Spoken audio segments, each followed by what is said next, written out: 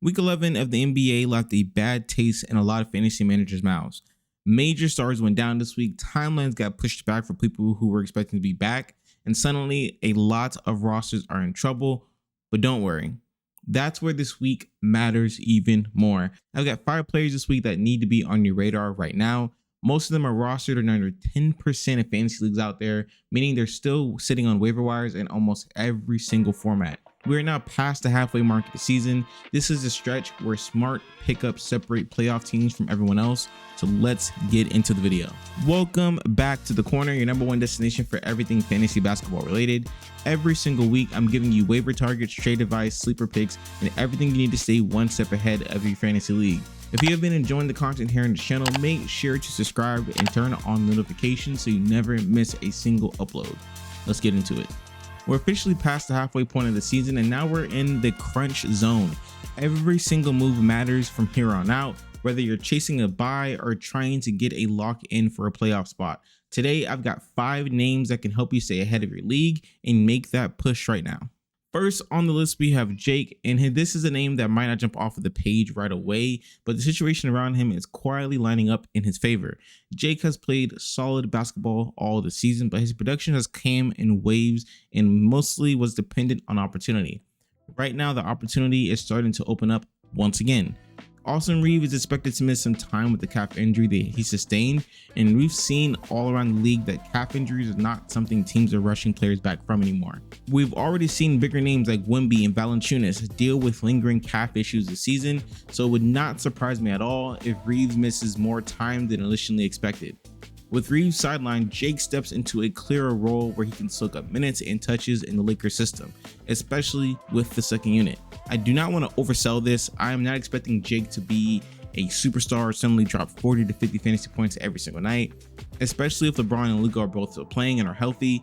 But what Jake does give you is stability in the Lakers team. He can score efficiently, knocking down open shots and contribute enough points across the board to keep your lineup competitive in a week where injuries are killing depth. This is the kind of pickup that doesn't win you the week on his own, but absolutely helps you avoid from losing it. In points leagues, he is definitely serviceable. In deeper formats, he can be valuable. And in weeks like this, where replacement level players matter more than ever, Jake is a safe add in my opinion. If you're looking for someone who won't tank your lineup and can quietly give you production while stars miss time, I think Jake makes a lot of sense right now.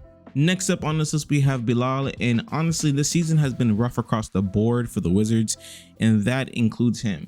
He's dealt with injuries this season, inconsistent rotations, and a team that is still trying to figure out what it is they even want to be. But here's the thing with him.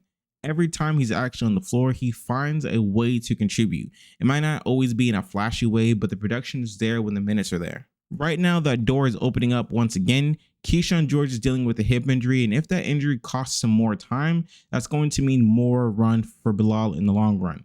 And on a team like Washington, minutes are everything. This roster is a fantasy goldmine in a weird way because there is no established pecking order on this team. Outside of Alex Sarr, there is no true #1 option for the Wizards to go to. Everyone else is replaceable, which also means everyone has a chance to put up usable fantasy numbers on any given night. Bilal fits perfectly into that chaos. He doesn't need the offense to be run through him to produce. He can score in transition, knock down open shots, and chip in across multiple categories with no problem. I'm not saying that this is a league-winning player by any means, but in a week where injuries are thinning out rosters, you just need reliable bodies who will see the court, and he makes a lot of sense. This is going to be a bet on opportunity more than a bet on talent, but opportunity is often what wins fantasy matchups. If George misses more time, Bilal should be on your radar as a solid short-term add. We can stabilize your lineup this week. Sandro has already shown up on this list twice this season, and there's a reason he keeps popping up here almost every other week at this point. The Raptors may have quietly found their most important bench piece in Sandro, and over the past few weeks, he's been on an absolute tear. This isn't just a one-game spike or a fluky hot shooting night. The role has been steady, the minutes have been consistent, and the production has followed for the Raptors. What really makes Sandro interesting right now is how Toronto is using him. He brings energy, physicality, and efficiency to a second unit that desperately needs it. He doesn't need special plays drawn up for him to contribute on the offensive side, and he finds ways to score within the flow of the offense. Whether it's putbacks, cutting to the rim, or knocking down open shots, he's been reliable whenever he's on the floor. This week is where things really line up. The Raptors play 4 games this week, and honestly, their matchups could not be much better. There are teams that struggle defensively, especially against active bigs who can move and finish around the rim. And I don't think of Sandro as a big, but he is a pretty big player. If you're looking for a player to stream or even hold through the week, this is exactly the type of schedule that you want to attack. If Sandro is sitting in your waiver wire and you need production right now, this is the week to make that move. Grab him, plug him in, and let the volume and matchups do the work. Even if he's not a long-term hold for the rest of the season, this stretch of the season is one you do not want to miss. Now, this is a player that I have purposely left off of all these lists, and trust me, I've seen the comments. You guys have been asking about Max for weeks, and I just couldn't fully buy into the hype early on. I've been watching him closely, and I've encouraged people when they ask me to pick him up because he is super solid, but I hadn't committed enough to put him into a video until now. Let's keep this flat out simple. Max is a good NBA player. With Sabonis out, he stepped up and filled his role exactly the way the Kings needed him to be. He's been reliable, physical, and productive without needing the offense to run through him. Over the past month, he's averaging nearly 14 points a night and 9 rebounds per game, which is solid production, especially considering the role he's been asked to play. Is he going to blow the roof off of your week? Absolutely not. That's not what this pickup is about. This is about stability, minutes, and opportunity. In deeper leagues, that combination matters a shit ton. With Sabonis expected to miss at least another 2 weeks at this point, but it could be more, Max has a clear runway to continue seeing consistent minutes and putting up usable fantasy lines. If you're in a deep league and you need a steady contributor who won't tank your entire week, Max should absolutely be rostered at this point. This isn't hype at this point anymore. It's just a smart play, a practical add while the opportunity is still there in Sacramento. And to finish off this list, we have Tim Hardaway Jr., a name I've talked about plenty of times before on the channel, and for good reason. With the Nuggets absolutely decimated by injuries right now, Hardaway has been forced into a much larger role, and honestly, he's been handling it pretty well. Denver is basically on life support at the moment. When a team gets hit with injuries like they have, someone has to step up to keep the status flow. Right now, that is Tim Hardaway Jr. What makes it interesting is just how available he currently still is.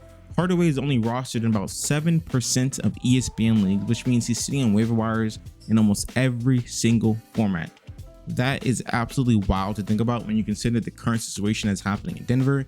Jokic is expected to miss about a month of basketball. Jonas is also silent for roughly a month, and while Aaron Gordon has just returned from his hamstring injury, this rotation is still extremely thin, and that creates real opportunity in Denver. Hardaway isn't suddenly becoming a superstar, and I'm not trying to sell him as one in this video, but he is a volume-based scorer who can give you a usable fantasy night simply because the Nuggets don't have many other options right now.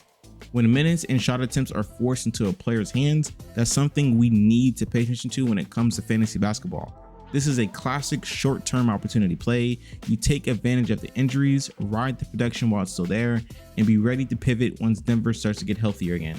If Hardaway is free in your league, this is one of the spots where you do not overthink it. You add him, see what you get, and stay ahead of your league mates. Okay, so that is going to wrap up this video. These are my 5 players that should be rostered heading into week 12 in the NBA season. If you're serious about staying competitive in your NBA fantasy league, we're getting closer to the end of the season, and this is where smart ads and staying ahead of trends can completely change your playoff outlook. If this video helped you at all, do not leave yet. Click the video on your screen right now. In that video, I break down even more players who can swing your matchups and help you win your week. Thanks for stopping by the corner. I'll see you in the next one. Peace.